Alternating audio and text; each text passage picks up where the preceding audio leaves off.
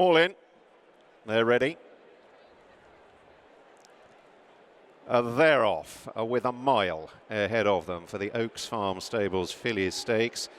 Queen for You in the pink and white restrained, leaving the stalls, and drops in at the tail of the field. Silver Lady against the running rail in the leading line, and so too Stormy Sea, Ronan Whelan in the cherry and blue jacket.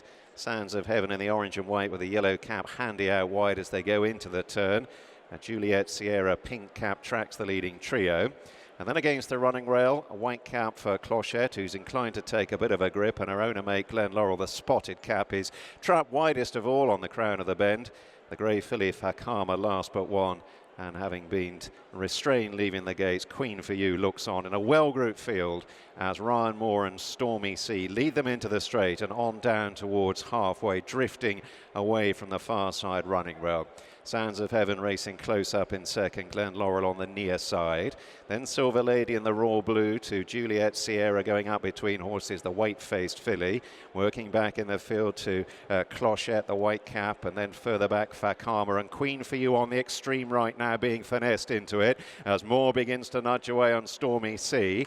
Sands of Heaven, yellow cap looking threatening. Buick punching away on Silver Lady. She begins to lean left, leaning into the path of both Clochette and Queen for You, heading on down inside the last furlong, and it's Sands of Heaven who struck the front. Silver Lady straightened out. Queen for You, the pink cap, running on. Three of them diving for the line here. Far side, Queen for You. Sands of Heaven, the near side. Very close between Sands of Heaven and Queen for You. Silver Lady close up in behind him, a three-way go. And then Fakama.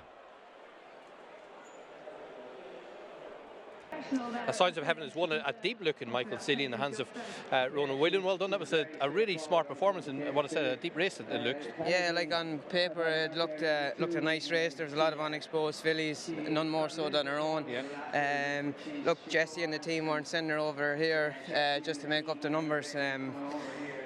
Look, Shane Foley, he's one of my best friends, and I owe a big thank you to him actually. This year I've been writing a lot of work for Jessie, and he's been very helpful to me, and he told me, Joy, going over here, she's a big chance. Don't think because I'm not going over she doesn't have a chance. She'll run a big race for you, and how right he was. And Jessie and Kate and the team, they fill you full of confidence riding for them. They say keep it straightforward, and she, I think she rode like a filly that's going to improve a huge amount for that. I got there a little bit soon. She got a little bit lonely. She had a blow. She's, I think there's a lot more to come from her. Obviously, Jessica thinks that the entries, Ribblesdale, Coronation, she's in the Irish Oaks. Yeah, like I sat on her in a bit of work in Leopardstown, and Hubie de Burgh, who looks after the owner's horses and that, like, you know, they had big aspirations for her, and how right they were. And I think I really do think the way she had a blow at me and I got a little bit lonely, I think she won out of them coming over and on top of them things, like, you know. A really smart race, and she's just going to improve as she edges up in trip. Exactly, like, you know, as the year goes on she'll get stronger, she can step up and trip. She's just she's a credit to herself and the team, you know. She's an exciting filly. You're flying straight back at Leopardstown this evening? No, I'm not. Ryan was very good to me. I was telling him I was going home to Leeds, and he said, sure, we're going back early if you want to jump in with me and Frankie. So I'm after hitching an early ride home. So look, I'll pay for the taxi if there is one. Yeah.